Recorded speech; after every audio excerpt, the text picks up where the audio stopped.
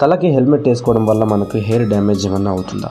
మనం అందరూ హెల్మెట్ పెట్టుకుంటాం మన సేఫ్టీ కోసం. కానీ చాలామంది ఒక డౌట్ ఉంటుంది, హెల్మెట్ వల్ల హెయిర్ ఫాల్ అవుతుందా?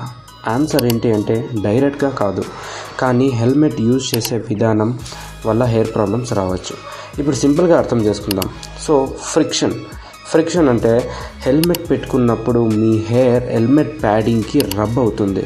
సో ఈ ఫ్రిక్షన్ వల్ల హెయిర్ స్టాండ్స్ వీక్ అవుతాయి. సో వీక్ అయినప్పుడు రిజల్ట్గా ఏమవుతుందంటే హెయిర్ బ్రేకేజ్, స్ప్లిట్ ఎండ్స్ మరియు హెయిర్ షేడింగ్ ఇంక్రీజ్ అవ్వచ్చు. డైలీ లాంగ్ రైడ్స్ చేస్తుంటారు కదా, సో వాళ్ళకైతే ఈ ప్రాబ్లమ్స్ ఉంటుంది.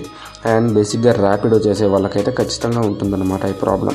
సో ఎందుకంటే వాళ్ళు డైలీ లాంగ్ రైడ్స్ వెళ్తుంటారు అండ్ ఫుల్ డే వాళ్ళు హెల్మెట్ని వేస్తుంటారు.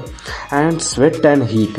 సో మనం హెల్మెట్ వేర్ చేసినప్పుడు బయట ఎన్విరాన్మెంట్కి స్వెట్ అవ్వచ్చు అండ్ హీట్ అవుతుంది.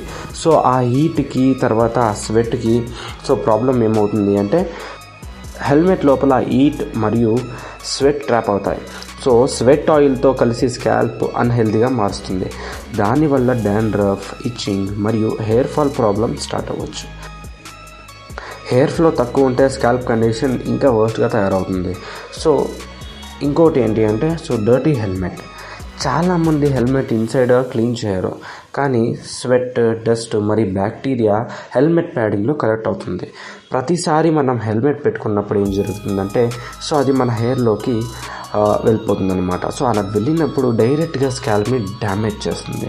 అండ్ ఫైనల్గా మనం ఎలా ప్రొటెక్ట్ చేసుకోవాలి మన హెయిర్ని అంటే ప్రతిసారి హెల్మెట్ ప్యాడింగ్ని రెగ్యులర్గా మనం క్లీన్ చేయాలి. మొత్తం హెల్మెట్ని క్లీన్ చేస్తే బ్యాక్టీరియా రిమూవ్ అవుతుంది.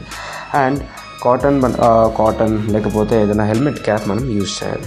సో ఏంటి అంటే రెగ్యులర్గా హెయిర్ని వాష్ చేయండి. సో వాటర్ ఎక్కువగా యూజ్ చేయండి, హెయిర్ని క్లీన్గా పెట్టుకోండి.